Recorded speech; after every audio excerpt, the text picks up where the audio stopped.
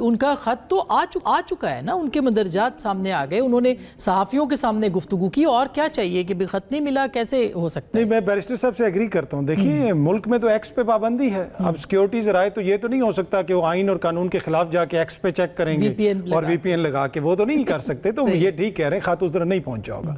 दूसरा, अभी बैरिस्टर साहब ने एक शेर भी सुनाया, और ये आजकल शायरी और रोमांटिक गाने, मसला ये है कि यहाँ पे हालात तब्दील होते हुए टाइम नहीं लगता। हो सकता है 6 महीने बाद यहीं पे बैरिस्टर साहब बैठ के हमें सागर सिद्दीकी की कोई नज़म या वो जो है खिलौना जान के वो सुना रहे हो, या आंख से छलका आंसू, ठीक है। तो यहाँ पे इशू ये है कि ये मामलात इसी तरीके से चलते हैं। इमरान खान साहब ये कह रहे हैं कहो ना प्यार है, लेकिन वहाँ से रिस्पॉन्स नहीं है। ये कुछ अर्सा बाद ये नई बिनाका गीत माला हो गई मार्केट में, तो वो हमें पता चलेगा। अच्छा, अब इशू ये है कि जो उन्होंने अपने जो कंटेंट हैं खत के, वो बड़े इंपॉर्टेंट हैं। देखिए, उसमें अगर आप शुरू करें, उन्होंने उसमें जिक्र किया कि इलेक्शन के अंदर जिस तरीके से धांधली की गई, उसमें इदारों के किरदार का जिक्र है। आगे दोबारा उसमें अदलिया का जिक्र है, कोर्ट पैकिंग का जिक्र है, पॉकेट जजेस का जिक्र है। तो उसमें कोई चीज उन्होंने ऐसी पीका का जिक्र है, और आगे एक लंबा तसलसल है। लेकिन फिर उन्होंने साथ ये भी कहा है कि पॉलिसी शिफ्टिंग की भी जरूरत है, और आप अपने इदारे को कहा है कि आप अपनी पॉलिसी जो है उसको नजरसानी वो यही कहेंगे सारे लिख के, ये तो नहीं कहेंगे कि बेहतरीन कर रहे हैं और जारी रखें। तो आखिर में तो उन्होंने यही कहना है। मसला ये है कि जो लोग ये तासुर दे रहे हैं कि जैसे कोई NRO, नहीं, मेरे ख्याल में, अब हो सकता है मैं और आप उस कंटेंट से एग्री ना करते हो, वो तो मुझे तो वो चार्जशीट लगती है, बड़े संगीन नौयत के इल्जामात लगते हैं। इवन के अफसरान के रैंक का जिक्र करके कहा है कि जी वो अदालती फैसलों को नहीं मानते। मगर आप देखें ना, अगर मैं होती या आप होते और हम जिस नैरेटिव को लेके चल रहे हैं, तो हम खत लिखते तो हम कहते सर आप आईनी किरदार अपना अदा करें, आप जमहूरियत बहाल करें, आप ये करें वो करें, फिर गोली क्यों चलाई वगैरह, ये सब चीज़ें उसके अंदर आनी चाहिए थी ना।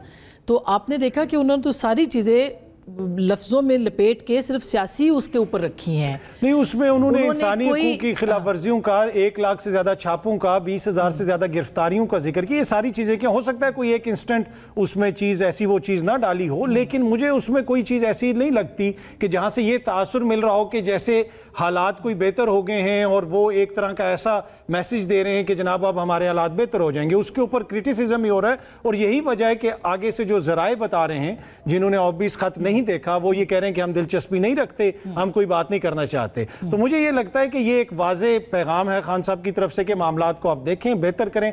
अब आगे से क्या रिस्पांस आएगा, मेरे ख्याल में फिलहाल कहना ये कबल अज़ वक्त होगा कि कोई मामला सेटल हो गया है या वो भी इसके ऊपर कोई ध्यान देंगे, वो अब आप फिलहाल कुछ। मगर ये बराह रास्त मुखातिब होना आपको लगता है कि ये मुनासिब था उनके लिए? मतलब देखिए, वो जो रोज ना समझ में आने वाली बात है। देखिए, रोज वो जो जेल से बातें करते हैं, जिस किस्म की करते हैं, वो उसमें तो आपको पता है बराह रास्त ही करते हैं। वो तो कई दफा नाम लेके भी कर देते हैं। अब इससे आप डिसएग्री कर सकते हैं। तो मेरे ख्याल में अगर वो ये समझते हैं कि एक इदारा, चाहे वो अदलिया का हो, चाहे वो एस्टेब्लिशमेंट हो, वहाँ पे कोई इशू है, तो फिर वो बराह रास्त उन्हीं को करेंगे। जिस तरह उन्होंने याहिया अफरीदी साहब को भी खत लिखा और उसमें भी अदलिया के हवाले से जो तहफ़्फ़ुज़ात हैं उनका जिक्र किया, यहाँ पे इस्टेब्लिशमेंट के हवाले से तहफ़्फ़ुज़ात का जिक्र किया। हाँ, ये अब कितने डिविडेंड्स पे करेगा या चेंज ऑफ हार्ट दूसरी तरफ होगी, ये क्वेश्चनेबल चीज़ है, इसके ऊपर आप ज़रूर क्वेश्चन कर सकते हैं।